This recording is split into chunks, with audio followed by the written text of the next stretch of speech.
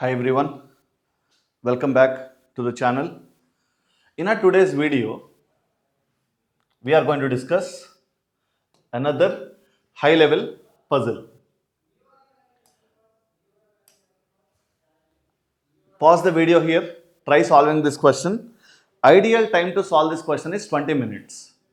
So video pause చేయండి, క్వశ్చన్ని solve చేయడానికి ట్రై చేయండి and then get back to the video for the solution. So ఇక్కడ మనం ప్రతిదీ డీటెయిల్డ్గా డిస్కస్ చేద్దాం. అసలు ఈ పజిల్లో ఇచ్చిన ఇన్ఫర్మేషన్ ఏంటి? Let us start solving this question. So ఈ పజిల్లో ఇచ్చిన ఇన్ఫర్మేషన్ మీరు చదివారు కాబట్టి 7 మెంబర్స్ ఉన్నారు. ఆ 7 మెంబర్స్ నేమ్స్, డెసిగ్నేషన్స్, వాళ్ళ ఇంటర్కామ్ నెంబర్స్. ఇంటర్కామ్ నెంబర్లో 3 డిజిట్స్ ఉన్నాయంటున్నాడు. దాంట్లో ఫస్ట్ వన్ ఏమో ర్యాంక్, సెకండ్ వన్ ఏమో వాళ్ళు కూర్చుంటున్న రో, థర్డ్ వన్ కాలం. ఇది ఆర్డర్లో ఉండాలి. Fine. So it's a 3 digit number. So first digit rank కాబట్టి కనీసం ర్యాంక్ 1 అవ్వాలి. సో 1తో స్టార్ట్ అవ్వాలి, ర్యాంక్ 0 అయ్యే ఛాన్స్ లేదు. సో 3 డిజిట్ నెంబర్, నా నెంబర్ 100 కన్నా ఎక్కువ నెంబరే అవ్వాలి, 100 ఆర్ మోర్ దాన్ 100 అవ్వాలి. అండ్ దెన్ దీని తర్వాత ఇంకా మనకి అడిషనల్గా ఇచ్చిన ఇన్ఫర్మేషన్ ఏంటి? ఈ 3 డిజిట్ నెంబరు, ప్రతి నెంబరుకి ఎగ్జాక్ట్గా 3 ఫ్యాక్టర్స్ ఉన్నాయి. ఈ 3 డిజిట్ నెంబర్కి ప్రతి నెంబర్కి ఎగ్జాక్ట్లీ 3 ఫ్యాక్టర్స్ ఉన్నాయి. సో ఒక నెంబర్కి 3 ఫ్యాక్టర్స్ ఉండాలి అంటే అసలు అది ఏ నెంబర్ అవ్వాలి? ఎలాంటి నెంబర్స్కి 3 ఫ్యాక్టర్స్ ఉంటాయి? మనకి తెలుసు, ఆడ్ నెంబర్ ఆఫ్ ఫ్యాక్టర్స్ ఉంటే అది పర్ఫెక్ట్ స్క్వేర్ అవుతుంది. మీరు ఏ పర్ఫెక్ట్ స్క్వేర్ అయినా తీసుకోండి, దాని ఫ్యాక్టర్స్ చూడండి, ఆడ్ నెంబర్ ఆఫ్ ఫ్యాక్టర్స్ ఉంటాయి. అలాగే ప్రతి ప్రైమ్ నెంబర్కి 2 ఫ్యాక్టర్స్ ఉంటాయి, ప్రైమ్ నెంబర్కి 2 ఫ్యాక్టర్స్ ఉంటాయి. ప్రైమ్ నెంబర్ స్క్వేర్స్కి అంటే ప్రైమ్ నెంబర్ స్క్వేర్కి ఇప్పుడు థర్డ్ ఫ్యాక్టర్ ఏంటి? ప్రైమ్ నెంబర్కి 2 ఫ్యాక్టర్స్, ఒకటి అది, రెండోది 1. ప్రైమ్ నెంబర్ స్క్వేర్ అంటే అర్థం ఏంటి? ఆ నెంబర్ని ఆ నెంబర్తోనే మల్టిప్లై చేస్తున్నాం. క్లియర్? సో ప్రైమ్ నెంబర్ స్క్వేర్స్కి మాత్రమే ఎగ్జాక్ట్లీ 3 ఫ్యాక్టర్స్ ఉంటాయి. సో ఇప్పుడు 100 కన్నా పెద్ద నెంబర్ అవ్వాలి, ప్రైమ్ నెంబర్ స్క్వేర్ అవ్వాలి. ఆ 3 డిజిట్ నెంబర్స్ అన్నీ అలాగే ఉంటాయి. ఇప్పుడు మనం ఏం చేద్దామంటే, ఇది మనకు అర్థమైంది కాబట్టి ఇక్కడ నుంచి మనం ఇన్ఫర్మేషన్ని పిక్ చేసుకుందాం. Let us pick this information. Okay, let us pick this information up and ఈ ఇన్ఫర్మేషన్ మనం నెక్స్ట్ స్లైడ్లో రాద్దాం. ఈ ఇన్ఫర్మేషన్ అంతా నెక్స్ట్ స్లైడ్లో పెట్టి let us try to solve the set. So name, designation, number, ఇలా మనం టేబుల్ రాసుకుందాం. సో ఇప్పుడు దీంట్లో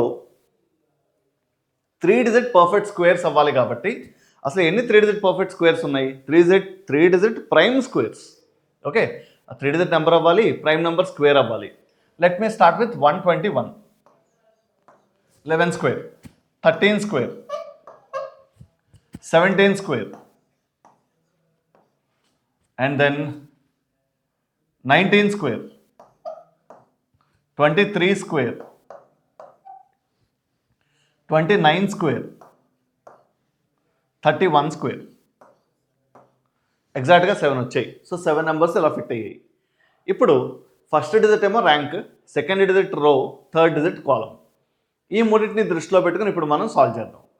సో మనం ఇక్కడి నుంచి చూస్తే చాలు. ఇప్పుడు C and CA got the same set of digits in their intercom numbers. సిఏకి వాళ్ళ ఇంటర్కామ్ నెంబర్స్లో సేమ్ డిజిట్స్ ఉండాలి, 3 డిజిట్స్ సేమ్ ఉండాలి. అలా ఉన్న నెంబర్ ఏది? 169, 961. సో 169, 961లో ఒకటి సి, రెండో వాడు సిఏ. ఎవడు సిఏ అని మనకు తెలుసా? ప్రస్తుతానికి తెలియదు, కానీ ఇక్కడ ఇచ్చిన ఇన్ఫర్మేషన్లో but C is not sitting in the first column. First కాలంలో కూర్చుంటున్నవాడు సి కాదు, అంటే ఆఖరి డిజిట్ 1 అవ్వకూడదు అంటున్నాడు. కాలం అనేది థర్డ్ డిజిట్ కదా, సో థర్డ్ డిజిట్ 1 అవ్వకూడదు. ఎవరికి? సికి. C is not sitting in the first column. So 169, 961లో సి కాలం 1 అవ్వకూడదు కాబట్టి C 169, CA 961. And then no other person is sitting in the row in which A and PH are sitting. A కూర్చున్నారో PH కూర్చున్నారో ఒకటే, కానీ దాంట్లో వేరే వాడు ఉండకూడదు. No other person is sitting in the row in which A and PH are sitting. అంటే వాళ్ళిద్దరు ఒక దాంట్లోనే కూర్చున్నారని అర్థమవుతుంది, అందులో వేరే వాడు ఉండకూడదు. సో ఇప్పుడు ఏ పిహెచ్ ఎక్కడ ఉండాలి? రో అనేది సెకండ్ డిజిట్, సో వీళ్ళిద్దరికి సెకండ్ డిజిట్ సేమ్ అవ్వాలి. అసలు ఏ నెంబర్స్కి సెకండ్ డిజిట్ సేమ్ ఉంది? 121, 529. అలాగే 169, 361, 961. 2 సెట్లు ఉన్నాయి. ఒక సెట్ ఏమో 121, 529, రెండో సెట్ ఏమో 169, 361, 961.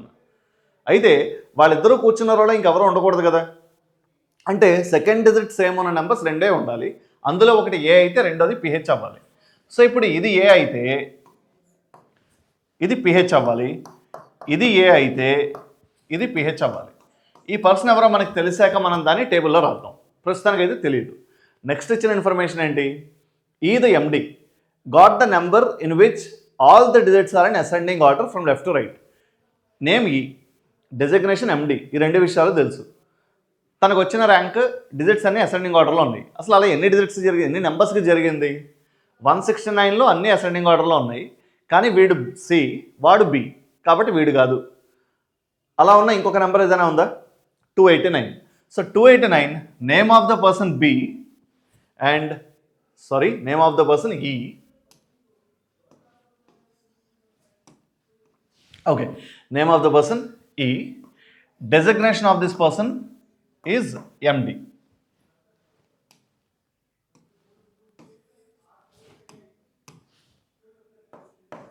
Okay, name of the person E, designation MD. And then the QI and the CEO have secured the same ranks in their respective projects.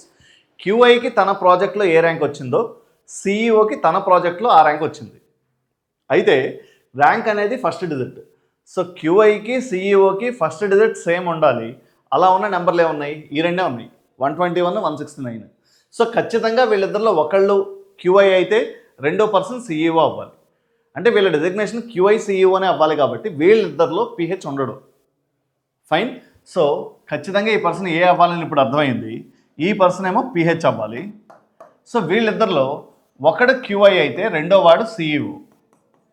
పోనీ వీడు క్యూఐ అయితే ఈ person CEO. I think this is clear. And then తర్వాత ఇచ్చిన information ఏంటి? The QI and SS are sitting in the same రో.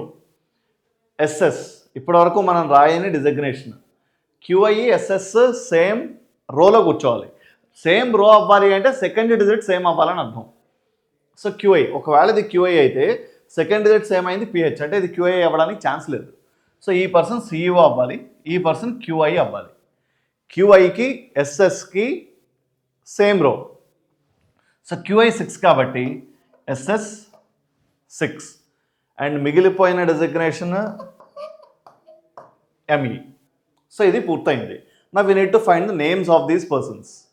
B and G are in the same column, neither of them is on ME. So 4 మిగిలిపోయాయి. B అనేవాడు G అనేవాడు same కాలంలో కూర్చోవాలి. కాలం అనేది థర్డ్ డిజిట్. సో బీకి జీకి third digit same అవ్వాలి. యాక్చువల్గా 1, 2, 3 ఈ 3 నెంబర్స్కి థర్డ్ డిజిట్ సేమ్ ఉన్నాయి. కానీ బీజీ వాళ్ళిద్దరిలో ఎవరు మెకానికల్ ఇంజనీర్ కాదు, ఎంఈ కాదు. So that's obvious. ఈ పర్సన్ బి కానీ జీ కానీ, ఈ పర్సన్ జీ కానీ బి కానీ. అండ్ దెన్ నెక్స్ట్ ఇచ్చిన ఇన్ఫర్మేషన్ ఏంటి? F is not a PH. F PH కాదు. సో ఎఫ్ ఖచ్చితంగా ఇదే అవ్వాలి. F is not a PH. G is not a CA. G CA కాదు అంటే బి సిఏ అవ్వాలి, జిఎస్ఎస్ అవ్వాలి. The only name what we're left with is D. So guys, this is the final arrangement. So ఈ మొత్తం క్వశ్చన్లో కష్టమైన part ఏంటి?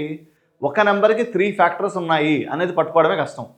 అదొక్కసారి strike అయితే క్వశ్చన్ మనం 5 minutes లోపు సాల్వ్ చేసేయగలుగుతాం. So this is the final arrangement. సో దీనికి సంబంధించి ఇప్పుడు మనం క్వశ్చన్స్ సాల్వ్ చేద్దాం. Let us look at these questions now.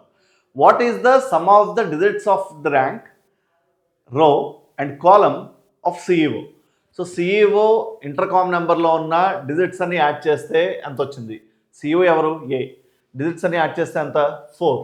So we're done with the first one. Answer for this question is 4. Second one, what is the designation of E? E designation ఏంటి? Is MD. We are done with the second one. What is the third question now? Who is sitting in the same row as that of C?